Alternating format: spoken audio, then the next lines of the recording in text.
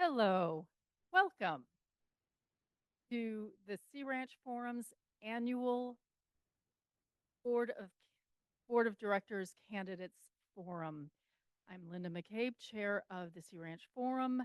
Welcome to everyone in the Del Mar Center Hall, those on Zoom and later on YouTube. First off, safety first.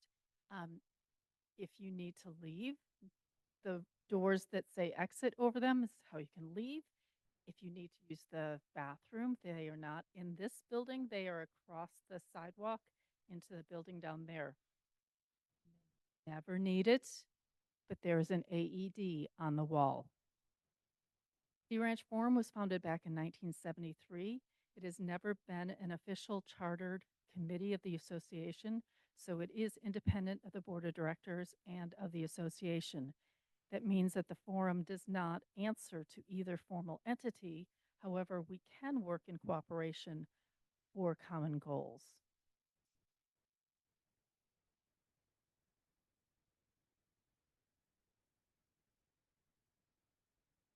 Board of Directors updated the rules 1.2.3 last fall and specifically mentioned the Sea Ranch Forum by name and having the responsibility of holding candidate forums. The Board of Directors also set the date of this event on the election calendar last fall. The association has helped publicize this event in the bulletin and in weekly info alerts. The only suggestion the association gave to us was to assure that all the candidates were given equal time to respond to questions, and this is due to Davis-Sterling regulations. The association did not make any suggestion regarding the format nor the content of the questions to be asked. Historically, the annual candidate forums have been posted by the Sea Ranch Forum, and you can watch several historic forums on our YouTube channel. There had been a practice of members asking questions directly of the candidates, and this sometimes led to an imbalance where some candidates received individualized questions that didn't pertain to the other candidates. For example, you can see this in the recording of the 2007 Candidates Forum. So in order for us to ensure fairness and equitable time for all the candidates, questions will only be asked by our co-moderators. There was a call for questions from the membership in the March bulletin and in info alerts. Questions will also be accepted today in person on the note cards provided, so please write them if you have any questions. You can also send questions today by email to thesearanchforum@gmail.com. That is because the chat function has been disabled by the association due to some inappropriate behavior by some members during meetings. So any emailed question I receive will be forwarded to the co-moderators. Please note that every question will be asked of each candidate, so they need to be framed in that manner. We are also asking for questions to be concise. The goal is to have the questions being asked to take no longer than 1 minute to read. There will be opening statements of 3 minutes in length and a closing statement of 2 minutes. One of the candidates, Matt Vukicevich. is not available for this meeting. He did submit testimony to be read by proxy, and that will be done by Paula Smith.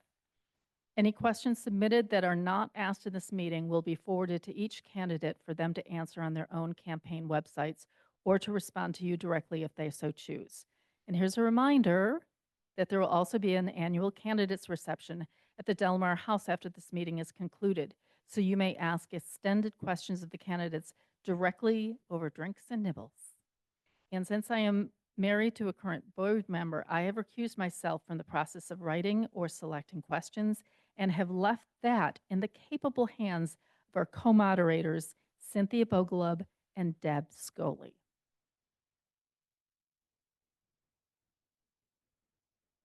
Spotlight me. Do you want to go first with a statement, or shall I read say his name again, please? Matt Vukicevich. Vukicevich. Yeah. Forgive me. Hello, my fellow sea ranchers. I am sorry I am unable to be with you today for this important event. We are en route from Boston to Lisbon as we speak. I had already made flight plans to Portugal to go see our first grandson, Mateo, who was born last week before I knew about this event. My middle son, Dano, and his Austrian wife, Teresa, have been living there for a few years now. Needless to say, we are very excited. To start, I love that all of you care enough about the future of Sea Ranch that you would take the time to come and listen and to ask questions of the candidates for the board of directors. I have traveled all over this country, and I think Sea Ranch is the best development of its kind in the country. The natural beauty of the hills meeting the sea is a truly special place. We are lucky indeed. I feel more at home on the Sea Ranch than any other place in the world. My wife and I fell in love with Sea Ranch on our first anniversary vacation here in 1984. It took a few years, but we finally found the right lot for us near Walk-On Beach and purchased it in 1989. It has been a dream ever since, so I thought I should try to give back to the place that has given us so much joy and happiness and offer my services to this fine community. I have recently retired from a 40-year career in education, so I actually have time to do things for the community. I'm currently a docent at Jack London State Park in Glen Ellen, primarily giving tours of the Beauty Ranch, explaining how Jack created the first sustainable farm in the western United States back in the early 1900s. As a former environmental science teacher, it is a natural fit.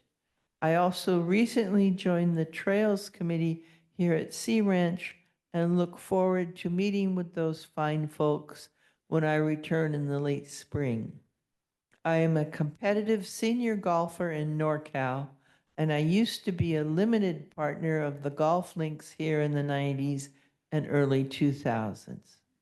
The closure of the golf course has been a serious issue for me and my golfing friends up here now for the past 4 months. We have been working hard to get it back up and running again through various avenues. Hopefully this will be resolved soon. There are some mysteries involved in all this that seemed a bit odd to me, so we shall see. We all feel that our home values will take a hit if the golf course goes away, so we are working hard to avoid that. Stay tuned.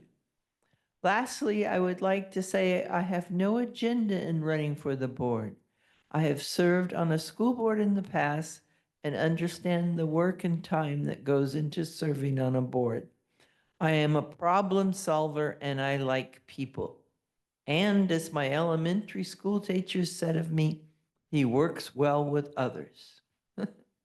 Taking care of this place for future generations and keeping the spirit and tradition of Sea Ranch alive is my only goal.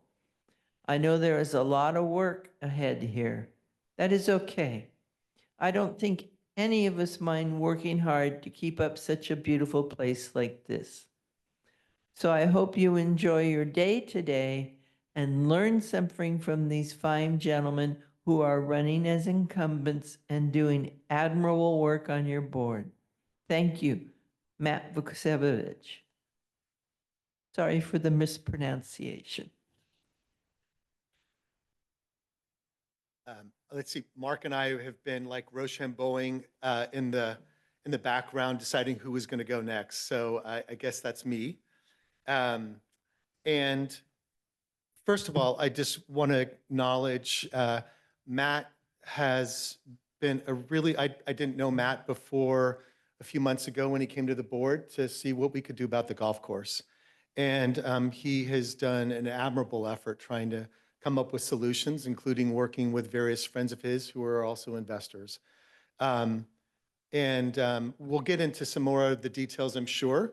But I just want to name that it's such a pleasure working on the board and having people like Matt and many of you who all do kind of the yeoman's work of volunteering and making this place run. So with that said, I think many of you know my background. I've been here for, at this point, 58 years, since I was 4 years old. in 1966. My folks bought a lot down in Unit 1, and I've been coming up here ever since. I've raised both of my kids. I've got a daughter who's about to graduate here at the end of May in Boston from Northeastern. A son who graduated a couple of years ago. And both of my kids love this place, which brings me a huge amount of joy. And it has been my pleasure to be able to work with Mark, again, to be able to run together, which basically for any of you who are wondering what that means, it means if you've been happy with where the board's gone and the work we're getting done, then put a vote, one for me and put another vote for Mark, and we'll see what happens. I am also, both Mark and I are keenly interested in taking the work that we've begun and the priorities that we've set for ourselves this past year and seeing them through. As you know, these things include working on energy efficiency, which means keeping our electric costs lower and all of our membership dues a little bit lower. It also means finding a couple of opportunities to add revenues, including just across the street here over near the dog park and putting potentially a north cell phone tower, which has the potential to bring some real revenue in. As many of you know, my former board colleagues from nearly a decade ago, people like Jim Nybach and Drew McCauley, Peter Utes, and others. I'm looking out here, and I don't know, Dibby, if you were part of that work way back, but what they put together in the form of Sea Ranch Connect is about to yield something to the tune of $750,000 a year that we can. Thanks.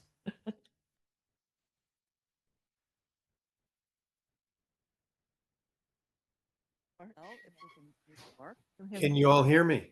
Yes. Okay. First, I apologize that I couldn't be there physically this weekend. Nothing brings me more pleasure than to be at the Sea Ranch. I have 3 daughters in college. One had to come home this weekend, and I needed to be here for her. So I hope you can all appreciate that prioritization. I'd like most of our time today to be focused on taking questions from membership. So I'll just have a very brief opening statement, which is Tim and I decided to run 3 years ago because we felt as though the board and staff was not in alignment and it was causing friction, frustration across membership. So we kind of ran reluctantly to bring a different ethos and culture to the board and staff, and by extension membership. We think we've done that, and we think the place we love is functioning pretty well. That being said, there are some major projects that are still in flight. And so earlier this year, we decided that we have a little bit more work to be done before we feel like we can pass the baton on to some others that want to spend their energy volunteering at the board level. So that's what caused us to ask for you to support both of us in our second terms. And we look forward to hearing your questions, thoughts, input, concerns, and the rest of today's forum. Thanks. Okay. Can you hear me okay? Yeah. My name's Deb Scholey, and I'm going to be starting the first question with Mark. And just to let folks know, we gathered a few cards from you this afternoon. Bring the mic a little closer. That'll help everyone. Some of them were repetitions of what we had already collected, so I just want to make sure that you know that we did look at them. And we've also had one email with a couple of questions, so we'll be addressing all of them, I think. So Mark, we'll start with you. Can you explain what you mean by running as a team? For example, do you share one spot? Can you vote for one only? What does it mean? Well, there's two lenses that we can look at that through. The lens of Tim and myself, and then I'll share what I think it means as a voting member. From the lens of Tim and I, we felt running as a team 3 years ago was important to build on some of those things I mentioned in my opening statement, to try to move the board to a well-functioning organization, to exemplify a way of conducting business, a way of engaging with members, a way of making decisions that that would allow members to feel as though they were well represented. And Tim and I got to know each other from having participated in the short-term rental task force together. And that was an interesting time when we had a potentially very contentious issue with diametrically opposed subsets of members. And I think we were able to, as we got to know each other, see that we had a way of building bridges. We had a way of diffusing situations. We had a way of finding common ground that we felt would work well at a board level. So by running together, quote unquote, we're just trying to highlight those characteristics and that way of representing members as paramount. It transcends issues, it transcends agendas, and we think it's about how we try to get things done rather than the actual bullet points of the critical elements of what gets done. From a member perspective, members can vote however they want. Given cumulative voting, you can take both votes. You can give them to Matt. You can give both votes to Tim. You can give both votes to me. You can split them up. Certainly philosophically, we think a vote for each one of us makes sense. But if you like Tim and you don't like me, that's okay. I like him too. So give him both your votes and move on. That's all. I'm not going to add too much to this other than for members who are new and unfamiliar with our voting system, Reverdy Johnson back in 1966 set up our governing documents. He set up cumulative voting. The idea was to ensure that we always had a minority voice, or most often had a minority voice on the board. And in that regard, there are 2 board seats available for people to vote on this year. They're both Mark's and mine. And what it means to run together as a team, besides kind of the way Mark and I have worked together in this case, is simply we're asking people to put 1 vote on Mark and 1 vote on me, and hope that we get enough votes to serve again. Yeah. Hey, well, I have a question for you then. So Tim, Mark mentions that the board sets an example for tone for the community. How has the board done? How have you done that in your first term, and how could it improve? Yeah. Well, so there are various things that we've attempted to do.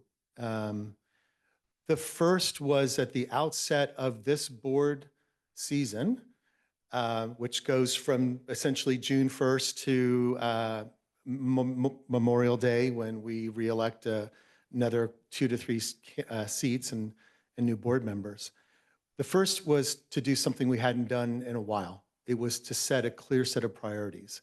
So we held a meeting, a workshop, to focus on the work that we were going to get into. And what that helped create was, first of all, just simply put a focus. But more importantly, I think that it created an energy, and it's played out. Dibby, for example, was really interested in the CEP. And so she's put together a work group focused on updating a document that is somewhere near 180 pages. And I gather will get a little shorter, but it's a huge project. Rob Bedichek focused on energy. Gina Hubble and Mark both focused on our environment. And Paul and Scott focused on our sanitation district. And that alone, I think, has unlocked a lot of people's energy. So with that said, I think the only piece is also just knowing that everyone here in this room has had so much to contribute. I look across a lot of folks here, and that's a really important aspect of moving the community forward in a positive way. So, Mark? Mark? Yeah, I think as it relates to tone and how we get things done, I think about the Sea Ranch kind of as it relates to stakeholder groups. You have members, you have staff, you have volunteers, you have board members, you have the greater community, and there's the interconnectedness of each of those entities with the other. And again, going back to the beginning of our board service, it felt to me like some of those connections were disjointed. And I think one of the, and by the way, some of it was external factors, right? We were in the middle of COVID. We had Frank Bell, beloved CM, leave, and we were trying to deal with this new societal circumstance while also trying to support new staff. And I think things kind of went off the rails. And a lot of what we've done in the last 2 to 3 years is just try to bring back those connections. And in particular, the entire senior staff turning over and supporting that senior staff and helping them understand how to be successful here has been a big focus. I think these areas of kind of culture and connection, we still have work to do. The biggest one that I think we haven't gotten to yet is how the board and staff work with policy committees. Without going into details, unless someone asks a question and wants to hear them, I think what happened with the Utilities Committee in the last year was a board-imposed error. I think that group we did a disservice to, and it wasn't by design. It was just we missed noticing a lack of alignment in goals and process between staff, board, and a policy committee. And in the event that Tim and I are reelected, we've talked privately about this being something that we want to improve upon probably in the first year. And again, it's along this tone of how we do business together. And I'll pause there. Time. So the next few questions are related to budget and reserve funding. The first one is from the audience. Can you provide examples of organizational, and this is to Mark. Maybe. What was that? It sounded like you got cut off. Examples of what? Can you provide examples of organizational debt and how the board's role in correcting it? Sure.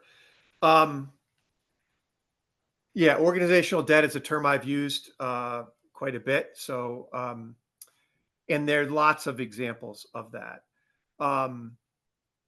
We're in a really good place now.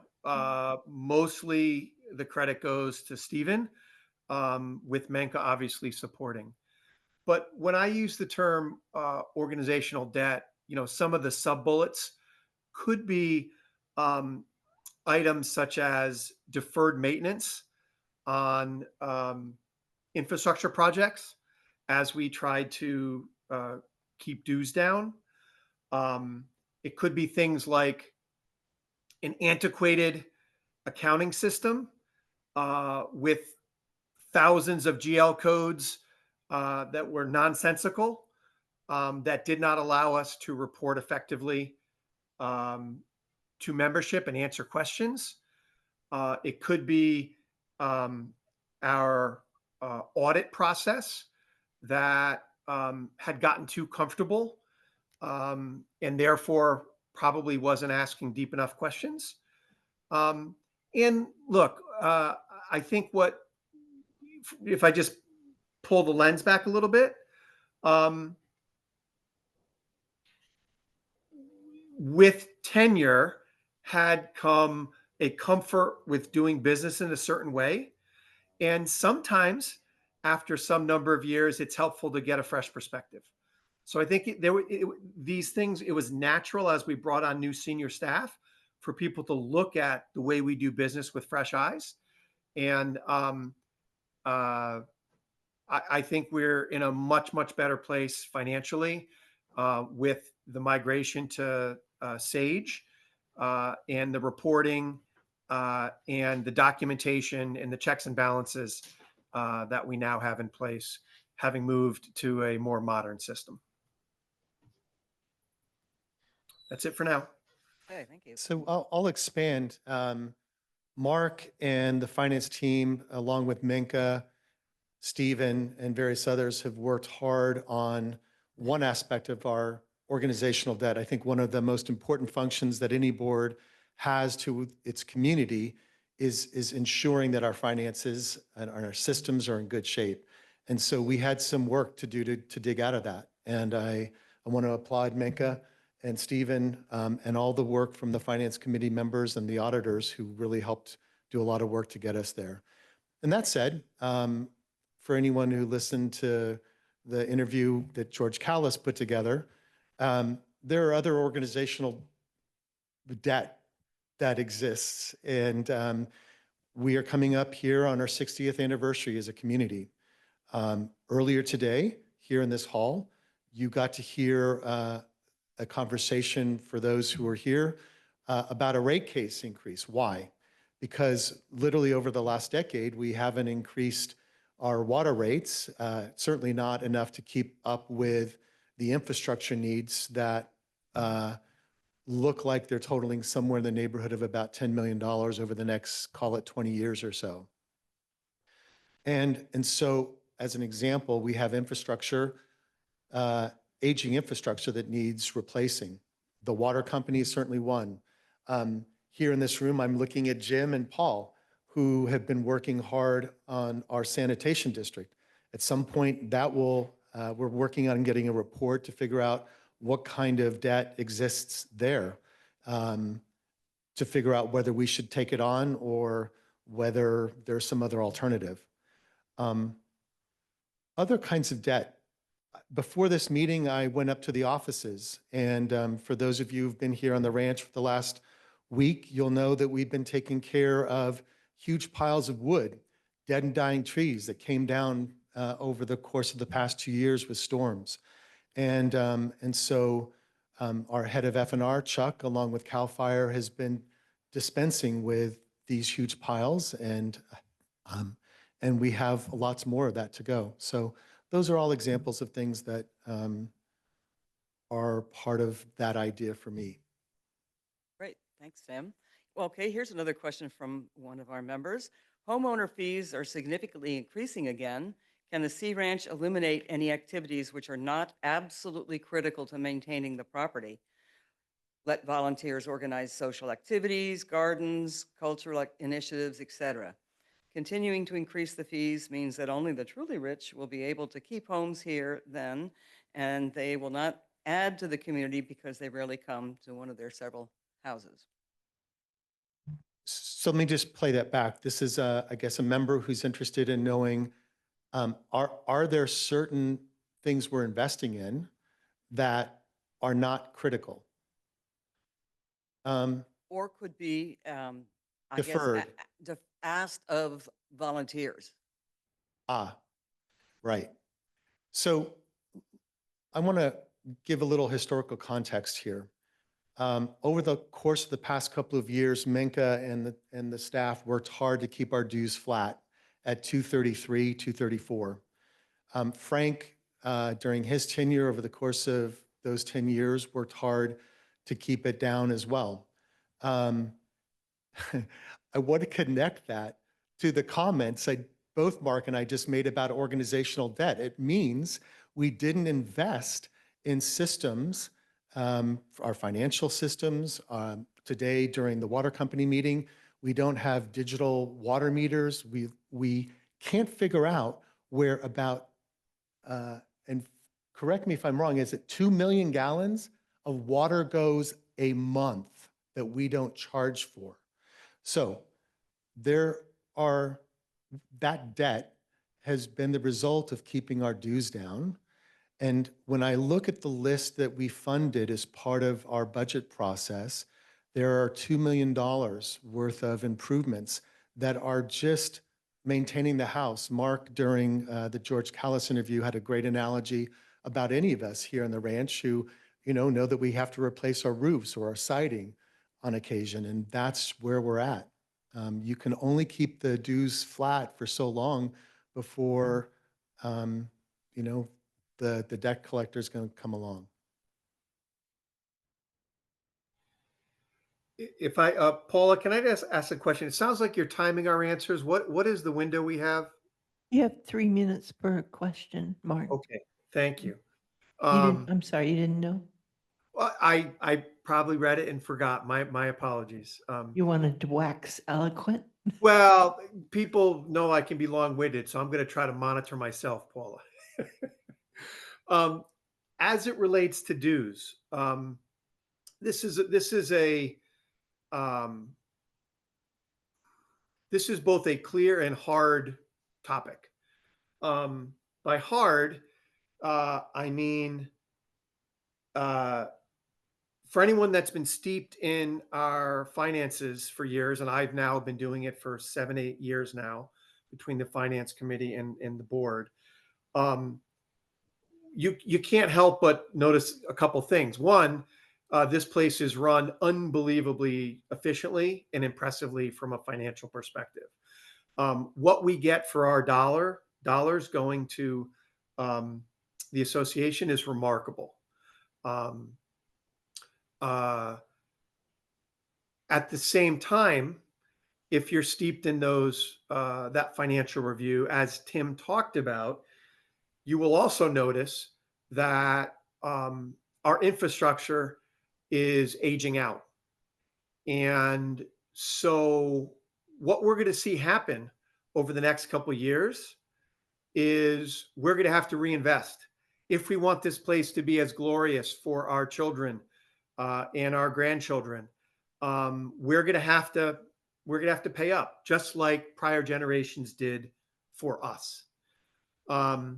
And actually, even if I'm not reelected, I do plan on putting some documentation together because I think we would benefit by rather than looking year to year, if people understood the main building blocks of our budget and how money is spent over 4 to 5 to 6 years, because our dues are going to continue to go up, but it's not going to volunteer management. It's not going to office staff.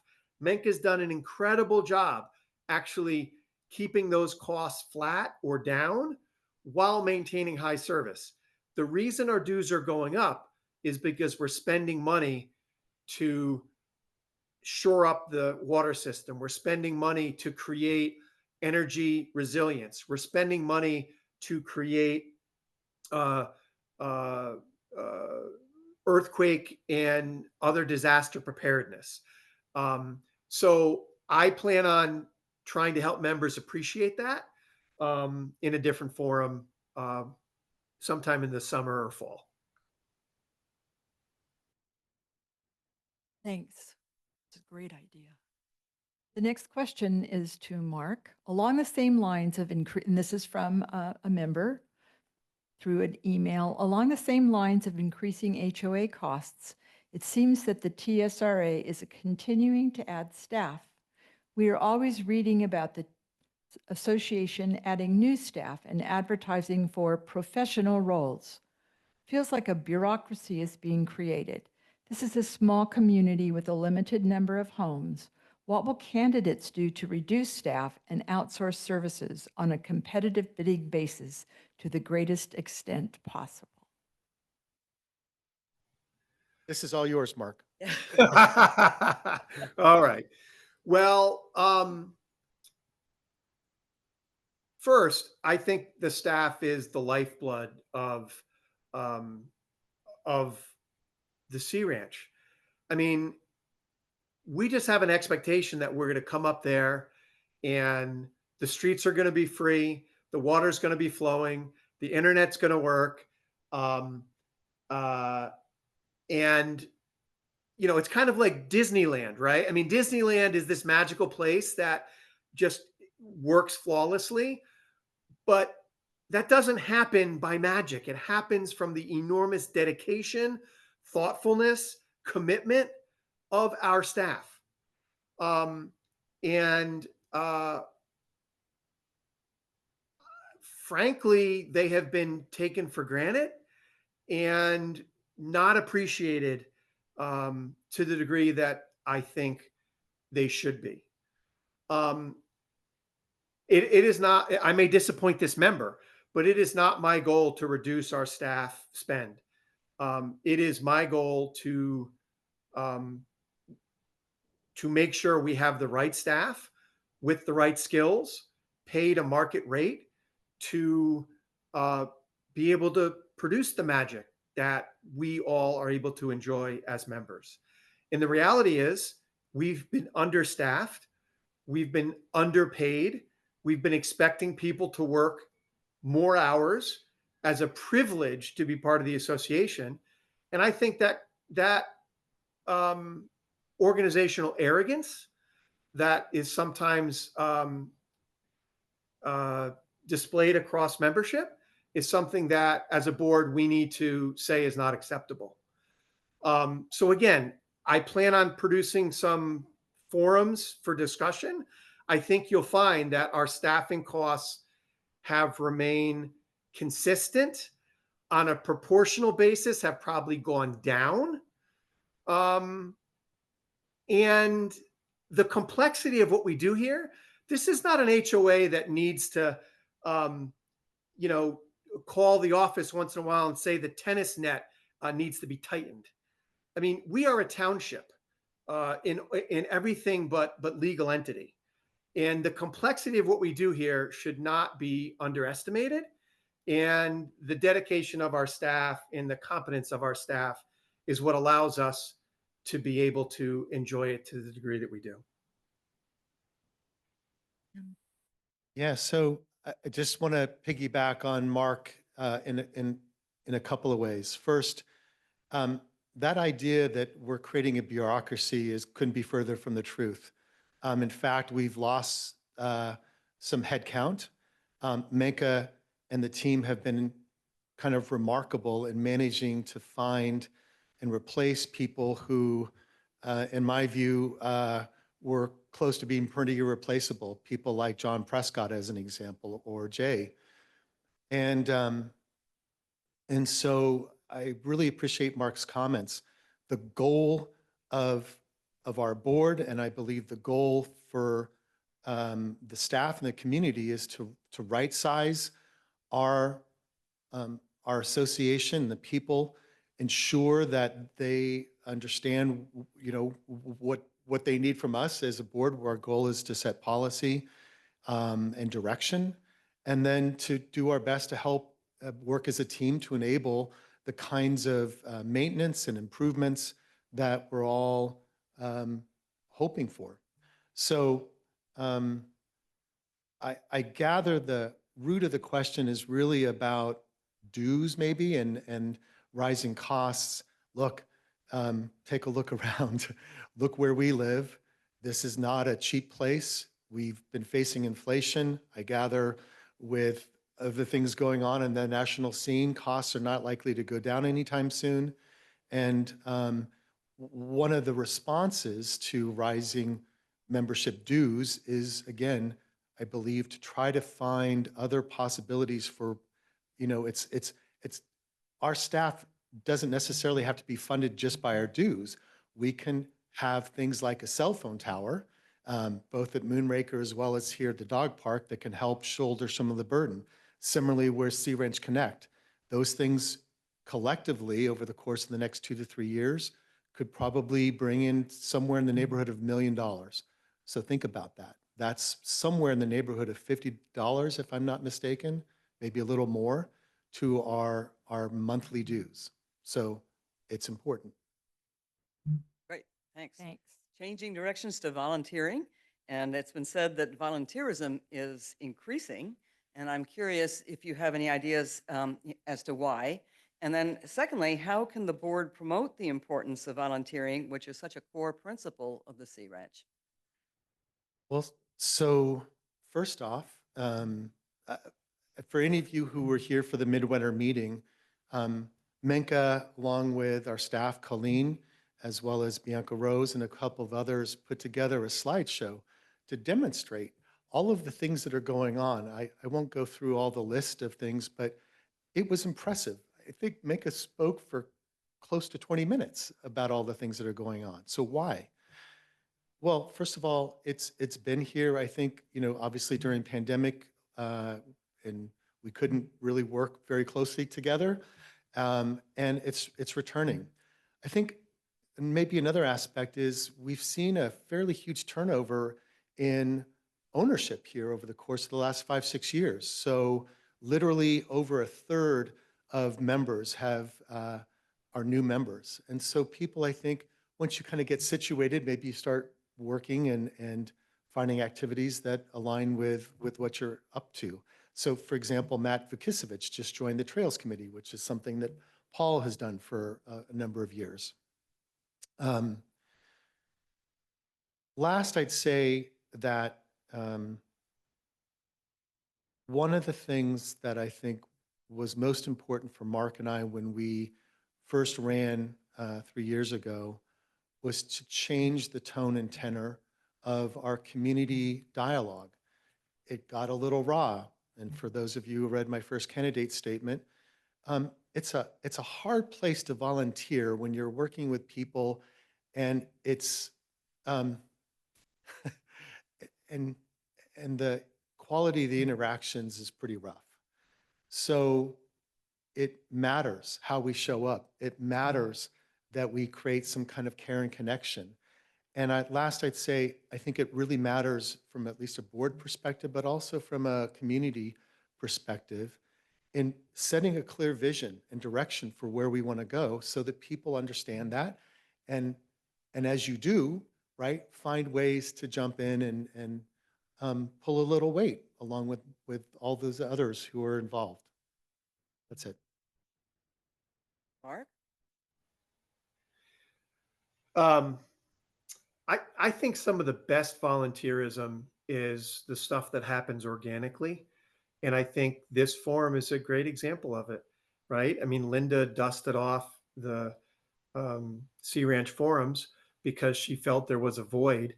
And she didn't ask for permission. She didn't ask for board involvement. She just said, I'm going to do it. And there are example after example after example of that. Some of the folks volunteering today are also involved in the neighborhood networks. It's another great example. So I think there's an important distinction between the organic member-to-member volunteerism. In some ways, I think the board just has to not get in the way, like just let that happen, applaud it, but just not feel like they have to be in the middle of everything. The volunteerism that I think about is what I said in, I think, my opening statement, which is, or one of the first questions, which is, how does volunteerism interact with the formal organizational structure of the Sea Ranch, whether that be staff, or board or policy committees. Um, uh, because I think aligning those roles is critical. I took a sabbatical from the business world and ran a nonprofit for 6 years that had hundreds of volunteers. And in running that organization, I saw the pros and cons of volunteers in the fact when sometimes an organization matures to the point where some things are better at the staff level versus previously having been done by volunteers. And so I think whoever is on the board in the next couple years, I would even argue in the next 12 months, this is something we need to clarify because there's amazing talent in our members.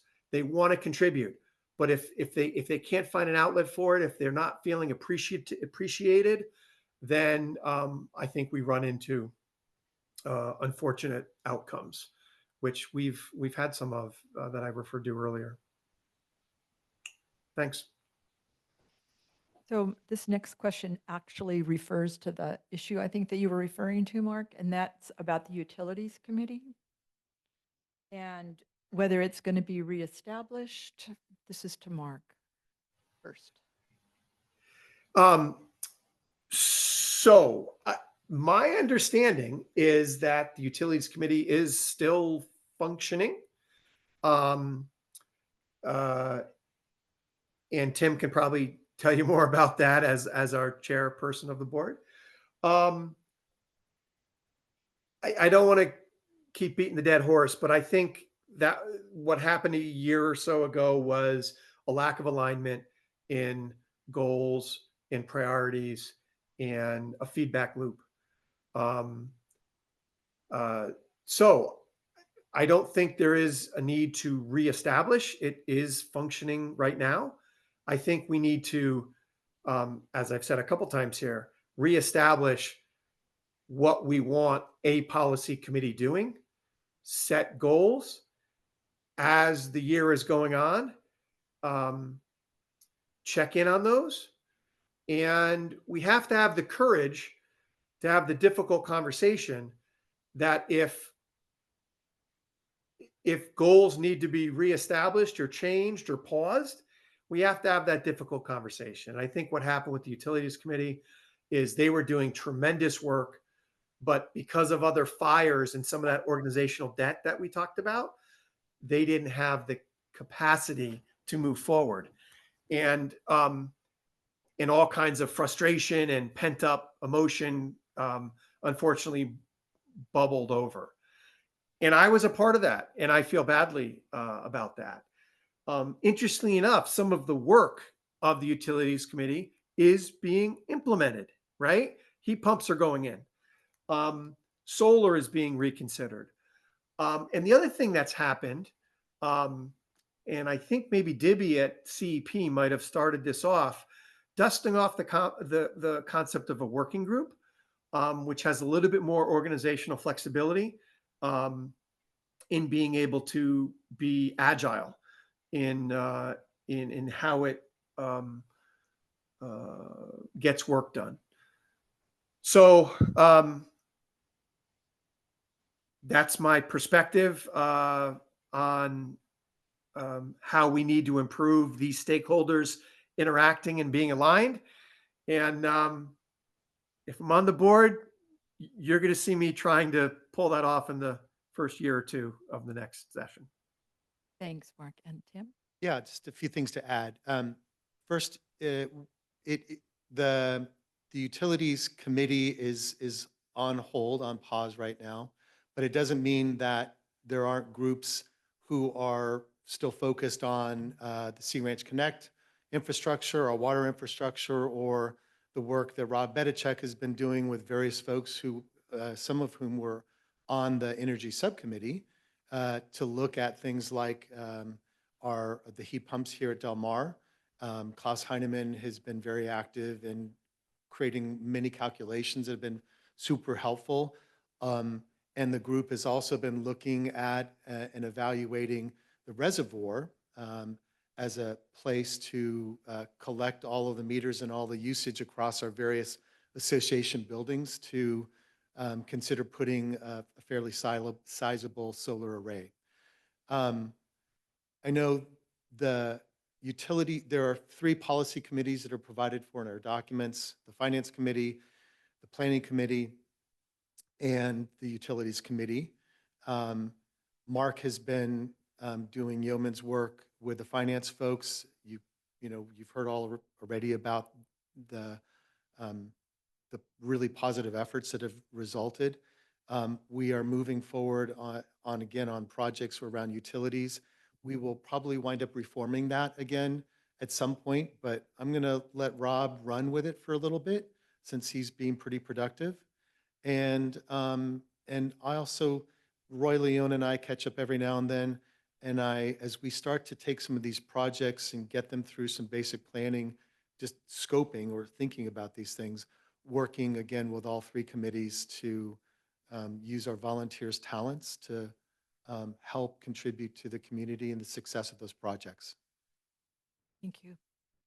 Okay, changing topics to the golf course. Now, I know that you addressed this very well with the George Kalis recording that took place. And for those who haven't seen it, I encourage you to. But for those who haven't seen it yet, the question is, why was the course closed? And do you see a role that the association can or should play in keeping the golf course open? Yeah. So a couple of things. For people who are unfamiliar with the golf course and its history, it started in 1974. It was developed, I believe, by Oceanic, who saw it as a way to sell property.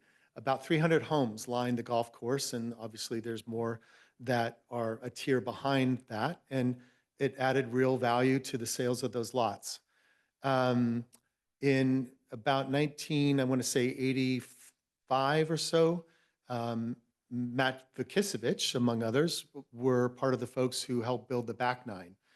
And for any of you who've had a chance to walk the golf course or play the golf course, it is an extraordinary resource, in my view. I started playing there with my mom and dad and my sister when it opened in 1974. I was 11 years old, and I played golf on the Lowell High School varsity golf team. So it is not something that I want us to lose. Another aspect, context-wise, that's important to know is it has always been privately owned. It is currently owned by the lodge, who stepped up and had the hope of returning the course to its glory, much like they've done with the lodge. They invested somewhere in the neighborhood of $750,000 for the past 3 years at a lot, losing that much money to get new golf carts, to deal with all of the dead and dying cypress. There's still about $2 million, if I'm not mistaken, that's needed in order to replace an aging water infrastructure, which all of us here in the North End depend on because it's part of our sewer system. That's where all our tertiary water gets sent to, and it helps irrigate the golf course. So I imagine there's not many people here in the ranch who'd like to see the golf course go fallow. In my view, it's hard to imagine the golf course here all the way up on the middle of the Mendonoma coast being profitable. Matt Vukicevich has been working closely with investors to try to find some ways to do that. They haven't come up with those ideas yet. And in my view, we have a 1991 agreement which basically requires that it's either a golf course or it goes fallow. And we may want to revisit that and find some way. For example, maybe we allow the current clubhouse to be expanded so it has a larger kitchen, and maybe it becomes a bit of an events venue, and that could help subsidize and keep the golf course. So that's where I stand. Mark? The golf course. I agree with all of what Tim said. I'll also refer you to the, as was mentioned, the George Callis interviews.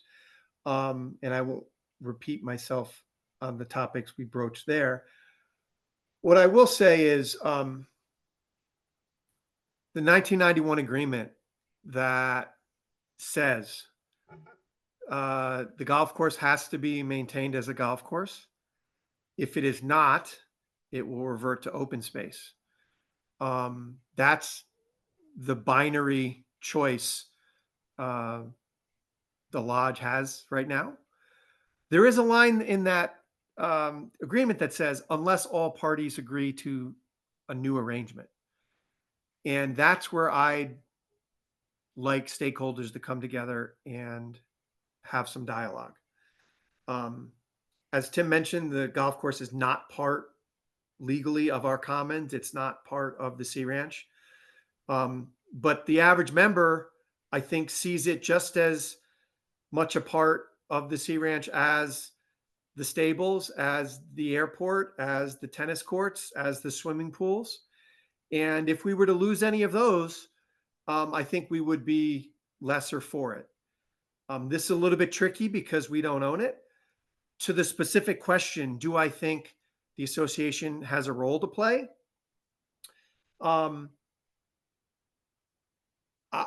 I think the pulse of membership right now, there is not a wide contingency of people that are willing to write a check across membership. In other words, if we said, hey, dues are going to go up by $10 across membership to subsidize the golf course, first of all, I'm not sure how we'd pull that off legally. But even if we could, I don't think the appetite is there.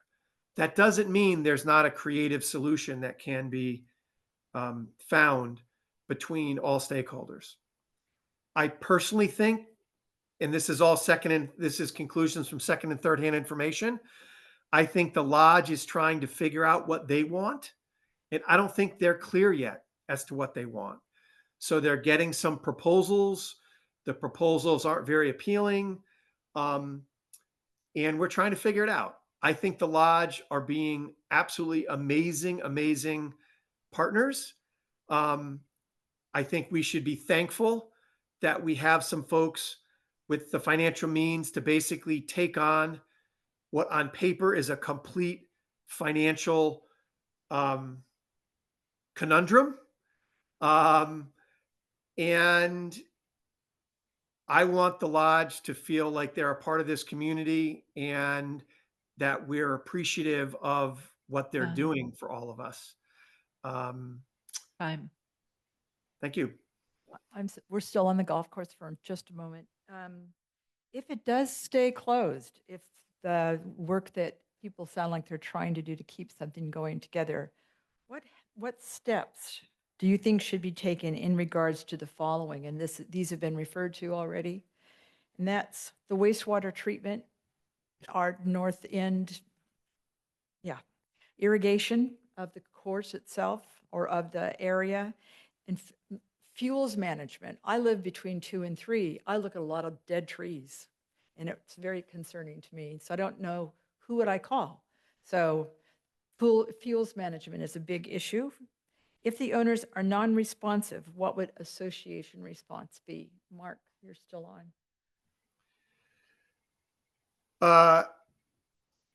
I don't think we're yet at the point where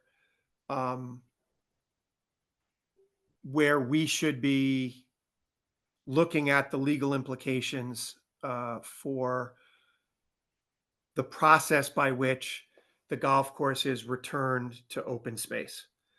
I think from what I understand, the lodge owners are in ongoing dialogue with various groups, and the course is being maintained. I don't know what the right time frame is by which we start down that road of the dialogue changing from finding a solution to facilitating the transition. I suspect it's sometime in this calendar year, but I also suspect this would be something that the board would need to charge Menka with taking up in earnest. I I'm under the impression that some of my peers on the board are more engaged with this directly than I am. And so I think the board has a pulse with what's going on. That's it. You, Tim? Yes, it's just a couple of things. First, with respect to the water, there's a separate agreement. It's called the Tri-Party Agreement between Sonoma County, who has the contract and owns the infrastructure for our sewer systems, the golf course, who dispenses with it and owns the land where the ponds are, and with Gualala Community Service District, GCSD, which is the municipality currently responsible for running that infrastructure. It includes 622 homes here on this side of the bridge and 300 or so homes on the Gualala side of the bridge. So big picture, that agreement is, I think, got another 3 or 4 years left on it. And I expect that that would be fulfilled. And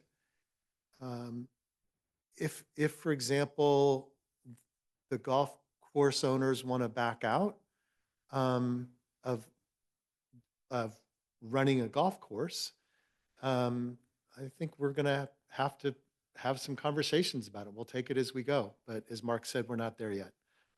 Not in my view by a long shot. Okay, great, thanks. Changing the topic to short-term rentals, how can the board encourage rental property owners to include the TSRA 3.5% short-term rental fee in their contracts with renters? Yeah. So as Mark mentioned, he and I worked on this issue in 2018 and 2019.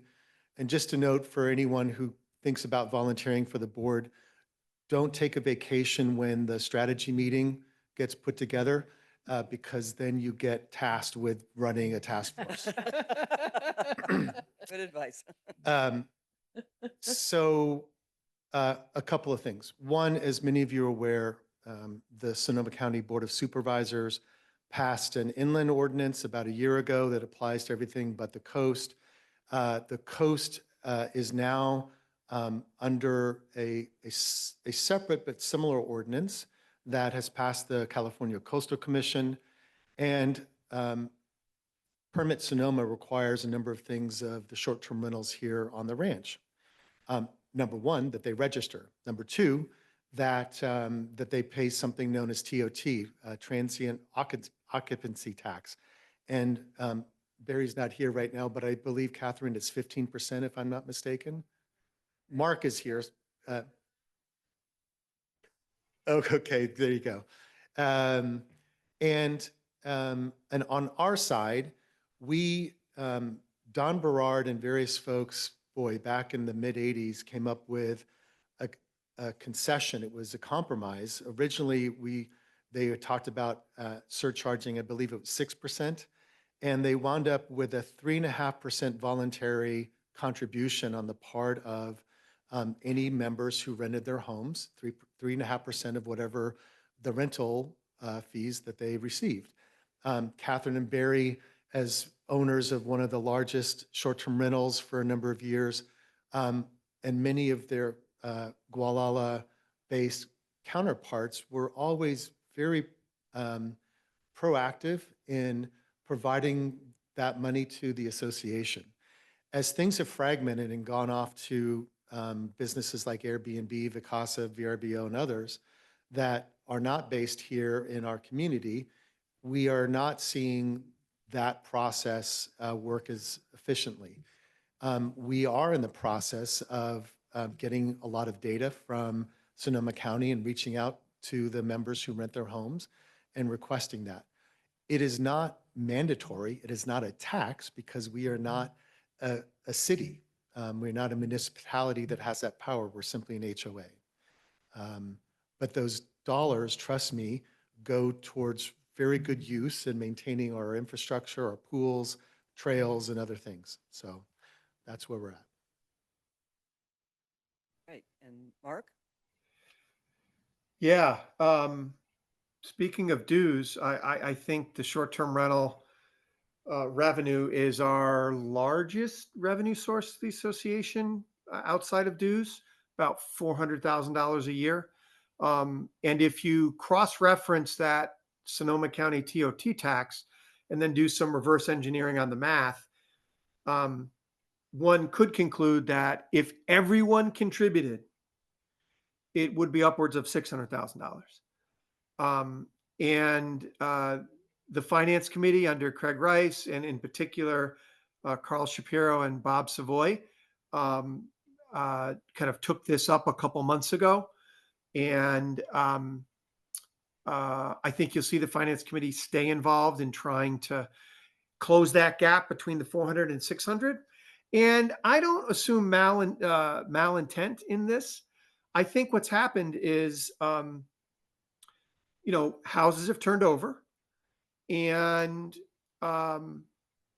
as Tim mentioned, more and more people are not using local managers. If you use a local manager, like a Coasting Home or even a Vacasa, the local office, they would pay this tax on behalf of the homeowner. But myself, I used to use Vacasa. I rent my home. Now I do it. Now I rent it directly. I know about the tax, and so I write the check, not the tax, the voluntary contribution. So I write the check once a quarter. But if I wasn't, spending hours a week associated, with the association, I wouldn't know this. I just start renting my home and have no idea. So I think it's just a communication process. Marjorie on the finance committee wrote some articles for the bulletin. I think Colleen on staff is going to start keeping this front and center. I hope Stephen's going to do some reporting in his financial reporting in the bulletin. And with that new stage accounting system, we can make this very easy for people to submit their payment. So I think you're going to see that 400 creep to 500 and 600 over the next year or two. That's going to allow our dues to not go up as much. And we should be embracing our members who are bringing in new generations to the Sea Ranch to enjoy the splendor of this place and maybe become future members as they buy after renting for so many years.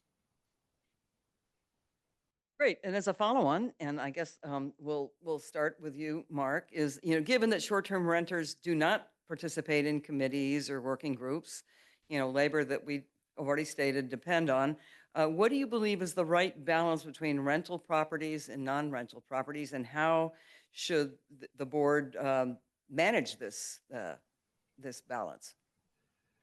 How should the board manage it?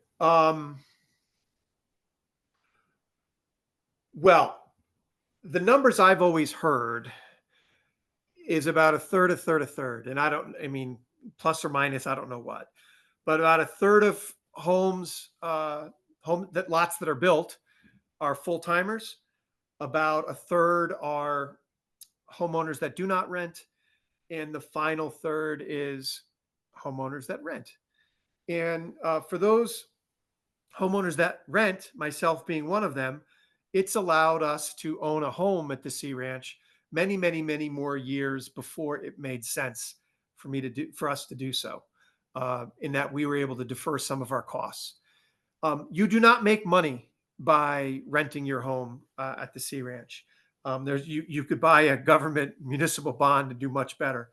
But it allows younger folks that aspire to be there full time to get in much earlier. I think the most important manifestation of our rentals in check or out of control is the reporting of incidents to our security.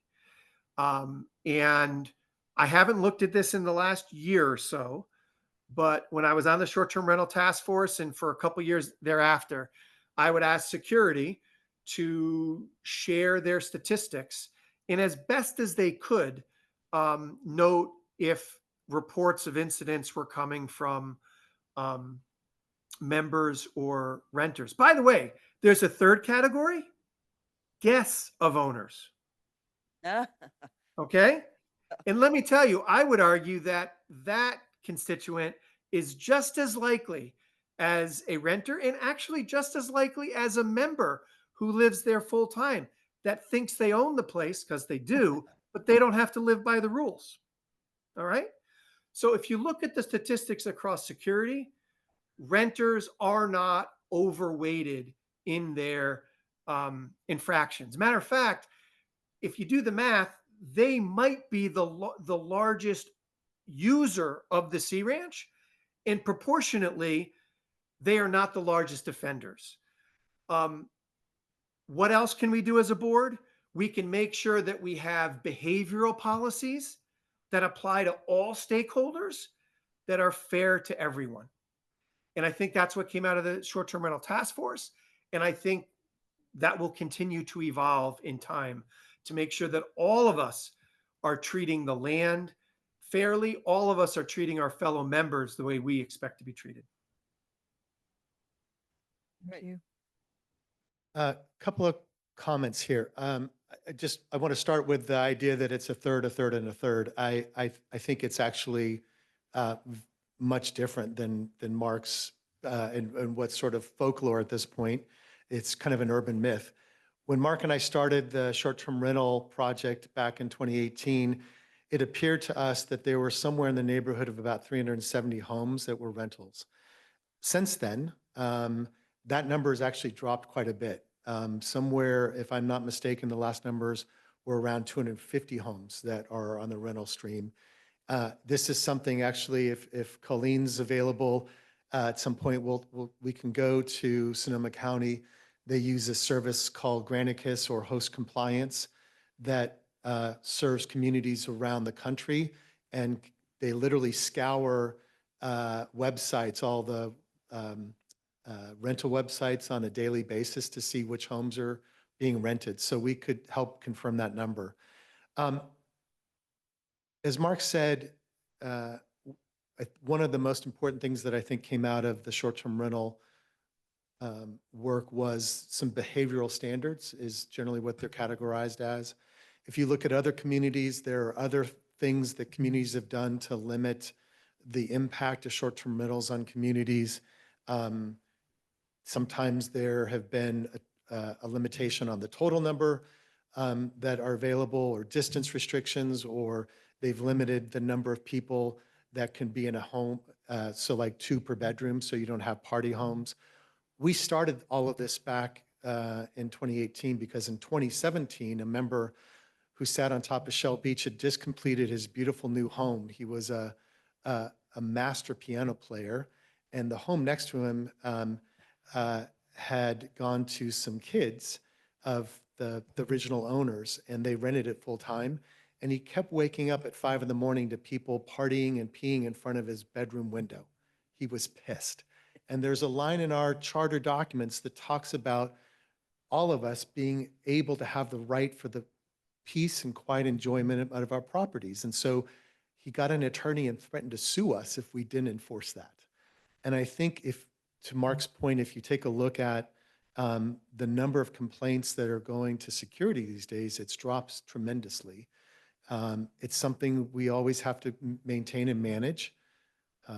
But in general, the kind of challenges that we were having back in 2017, my sense is that we are in a much better shape right now. So, Thank you. All right. Lots of stuff happening across the country. We don't know if this affects us here, but curious, does the Sea Ranch have any projects that are supplemented through federal funding or have plans to submit grants? Is there a plan in place to adjust budgeting to manage that possibility that federal funding is not available? so that's a great question. And the short answer is I'm not entirely sure of all of it, but I'm going to look. I don't think Minka's here. Yeah, it's fine. Yeah, her timing is always impeccable. But so we have absolutely received grants for maintaining our ladder fuels, and Paul Plakos, who's here and is part of our fire, and we've got Steve Smith here as well. And so we have absolutely applied for and received grants for helping with fire prevention.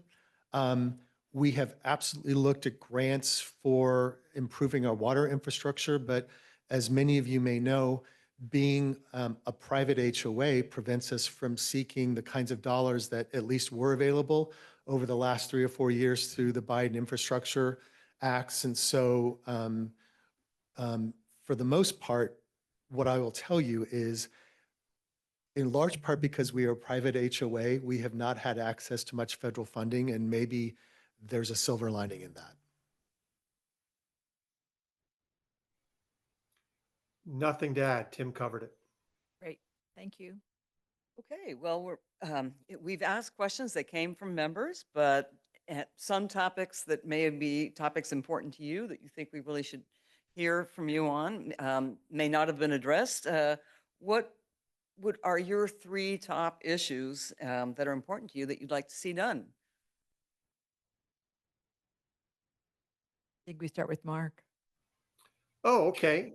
3 top issues. Well, I think we've touched on a number of the big stuff. I think the capital projects, infrastructure elements will be enormously important over the next couple of years. I think we're going to get updates on those projects through the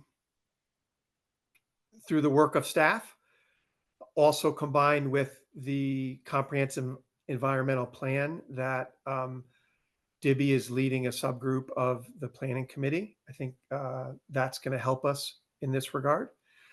And that's going to dovetail with dues and what the trajectory of future costs look like. So I think that's something that is clearly on the board's mind, and based on questions today, obviously on some members' minds as well, as it should be. And then the other kind of big element is we've touched on volunteerism, we've touched on tone and tenor and culture. And I would like and expect and hope to see all of those improved over the next couple of years as COVID gets way in the distant past. I think we're gonna see our community continue to rely on each other, and the richness of relationships thrive.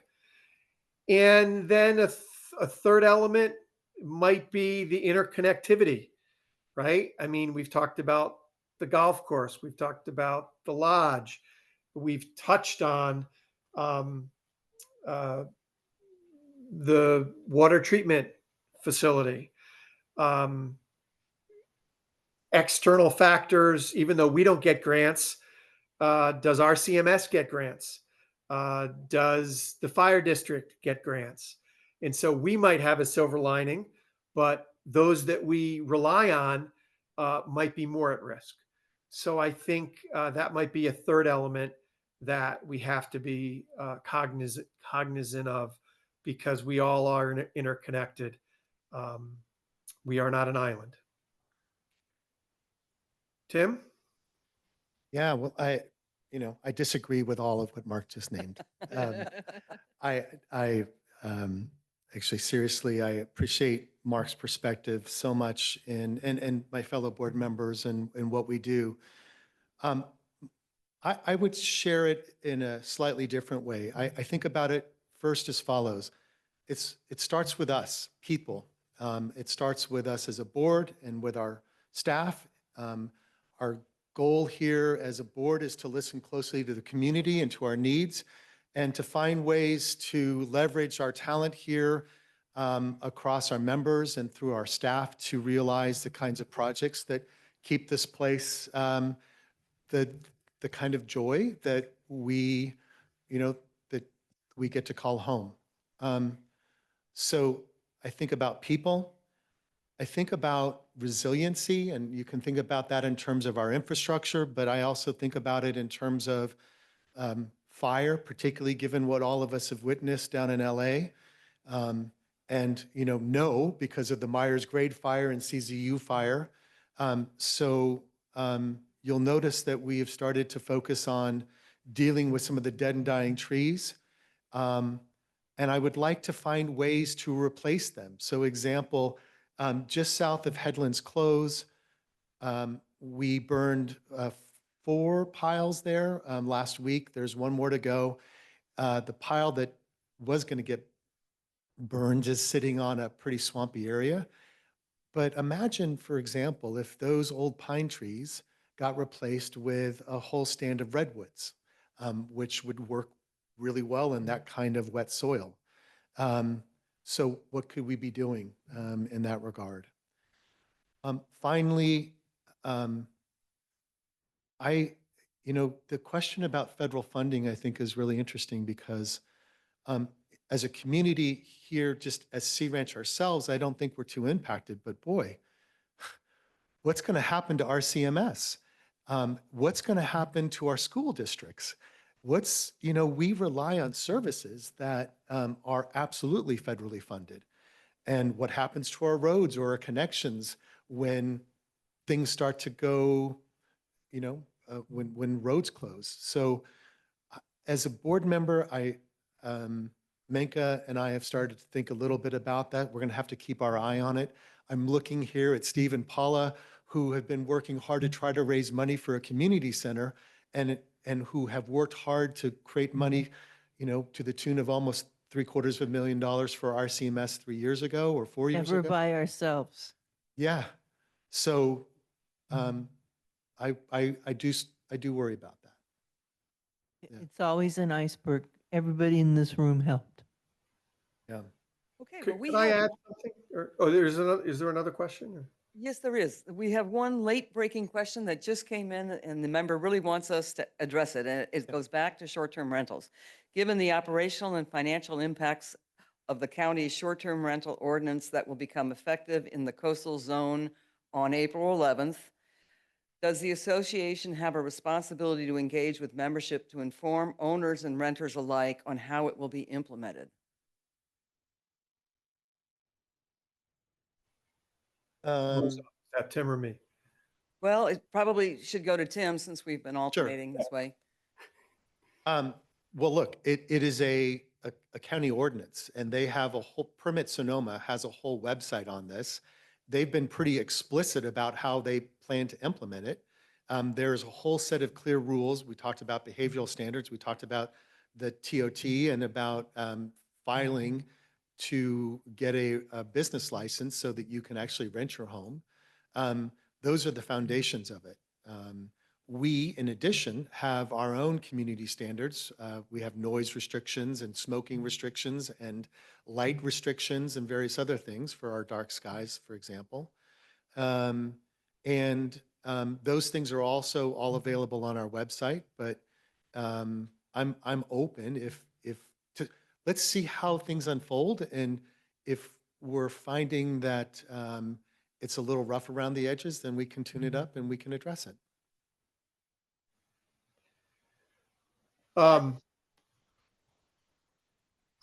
I would, if the person who asked the question is in the room, it might benefit from a little clarity. But I guess I'll take a stab unless that person steps to the mic. To me, the rules the county put in place. Actually, you're going to get a clarification here in a Oh, second. good, excellent. Hi, Mark. The issue is whether I'm sorry, what's your name? what's that? Sorry, it's Bob Ramers. Hey, great to Thank meet you, you. Bob. Hi. Yeah. The issue is whether the details of the ordinance are going to be communicated to the membership because it's going to have a lot of impact on them, and they really be important to make everybody understand what the parameters are and what the requirements are for short-term rentals and the reporting requirements are. Thank you, Bob. Well, that's something that we could take up with staff to try to summarize. Given that I my home. I also applied very, very early. I didn't want the scandal in the ICO of the board member who didn't get his certification. So I was out of the gate. I'll tell you this, it is, as an owner of a short-term rental, it is unbelievably complex. It is unbelievably laborious, expensive to actually get certified. I've talked to the county. They are way, way, way, way behind. So they are going to miss the April 15 deadline. I suspect it's going to be a year before everyone that rents their homes is truly certified. As far as what's expected, it's really very, very similar to the behavioral policies that we already have in place. What is different is there is now a more comprehensive administrative tracking mechanism for complaints. So, if you have a house that's being rented nearby you and they're not within compliance on noise or parking or occupancy, you can call the county number and lodge a complaint. And if there are certain recurring problems, one can lose their license. What's unclear at this point is who's going to do enforcement of real-time problems. I suspect the county is going to eventually call the association and say, will you be our enforcement? Similar to what they do on having us do septic inspections and what they do for ESHA land use validation. So Bob, it's a good point. I think we should probably talk to staff as a to-do item and see what we can put out on the website and via the alert system in this regard. But just to set expectations, I don't think it's going to be a finely tuned machine as of April 15. And Bob, just one other comment. Our way of trying to reach members is improving always, but Colleen Jansen and her team have been, I think, really doing an amazing job at improving various aspects of how we work together. So, you'll see that in the Wednesday info alerts or in the bulletins. I know Colleen and the team have also been working to improve the website, which I think all of us will probably appreciate. And so a couple of thoughts. One is we could, number one, just put something into the bulletin or into the info alert that is a pointer to our rules, our behavioral rules, as well as to the host, to Permit Sonoma and their rules. We could add that to the bulletin, and ultimately we could probably have a space on the website for short-term rentals that and members know where they're going. And there's a little link to pay a 3.5% voluntary fee and stuff like that. Yeah. Okay, great. Thank you very much, both Mark and Tim, for all of your great answers to the questions that came up. And I think we're ready for your closing statements. 2 minutes. So, and then the fun begins at the house, right? Yeah. You all have heard a lot today, and I guess in my closing, I want to notice that over the course of the number of years I've been here, Sea Ranch has always been a team effort. One of the things that gratifies me most over the course of the last 3 years that Mark and I have been on the board together has been that sense of teamwork again, the clarity of focus, the team that Menka has built, and the effectiveness is enabling us to get out of some of the organizational debt and to actually begin to do things that bring real value to the community. And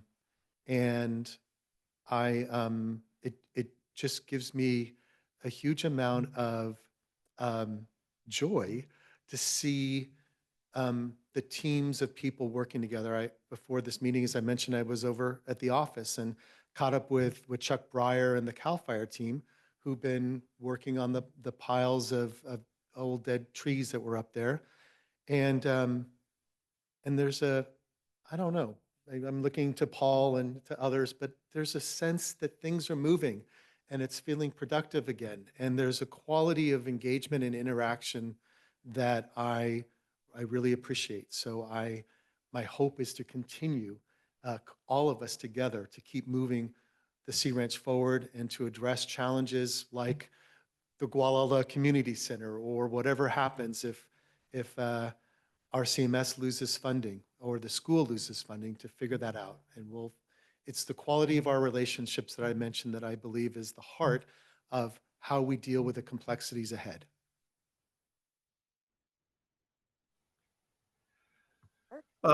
Before my official closing statement, I want to amend a prior answer around important factors.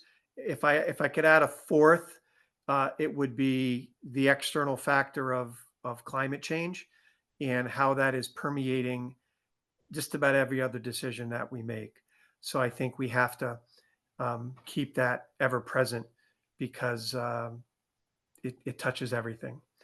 As far as closing statement, I originally ran for the board from a reactive standpoint because I wanted things to get better. And I'm glad they have. One of the reasons I wanted to ask for a second term was because it has been a complete joy to get to know members, to have one-on-one conversations, to hear the appreciation for the direction of the organization. And in particular, one of the things I know Tim and I are most proud of is some of the divisiveness that we see in the country and the world. I think in our little corner of heaven, we have more in common, and we're focusing on what we appreciate in each other as opposed to where we see difference. And where we see difference, we are engaging with each other in a respectful fashion that allows us to see issues like the airport, like short-term rentals, like the golf course, in a fashion that I think we're making really good decisions. And I've had a number of people say to me, Mark, I don't agree necessarily with where you ended up on a particular point. A recent dialogue was the RV park or the RV parking lot, charging for it. But at the same time, those people have said, I appreciate the way you went about making the decision. And I think that's thematically what we hope to continue in this next term, and eventually hand the baton to others to carry that forward once Tim and I are just working on the Trails Committee or the future Excavator Committee, which I want to chair. Thank you so much. Thank, thank you, Tim, Mark, and Matt by proxy. I'd like to thank Paula and Steve and Deb and Cynthia for also helping out. And I'd like to thank everyone who is here in person. Hopefully you'll be going next door and enjoying some food and nibbles and drinks too. And those online. And this will be uploaded to YouTube in a couple days after I get the files. And thank you for bearing with me for some of the technical difficulties. It's a learning experience. I think I understand it all, and then new things happen. So thank you once again. Our next forum will be June 14th, and it's a joint effort with the Vision Committee to celebrate the 60th anniversary of the Sea Ranch, and we're going to be highlighting 10 different entities in the Mendonoma Coast that helped to make this community. So anyway, one more thing that we do is to help the FNR crew, and we put the chairs away. So thank you very much.